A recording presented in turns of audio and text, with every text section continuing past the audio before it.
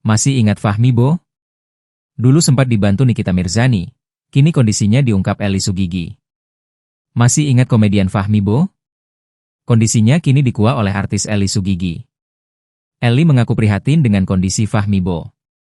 Terlebih, Eli menambahkan, Fahmi Bo kesulitan ekonomi. Kondisi Fahmi Bo tidak dijelaskan secara detail oleh Eli Sugigi namun ia miris dan kasihan. Terlebih, Fahmi Bo disebut tinggal sendirian di sebuah kos. Eli mengaku pernah mengenal Fahmi dan merasa terpanggil untuk membantu. Ia menginisiasi agar rekan-rekan sesama artis untuk turut peduli dan memberikan bantuan.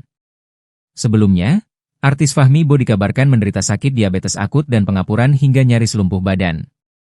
Ia pun kini tak bisa berjalan normal dan hanya berbaring di kamar kosan. Kendati begitu, Fahmi Bo hidup dari belas kasihan orang lain. Dikutip dari Tribun Trends, Selasa, 18 Februari 2025, Fahmi Bo terpaksa live di media sosial agar bisa mendapatkan gift alias saweran online.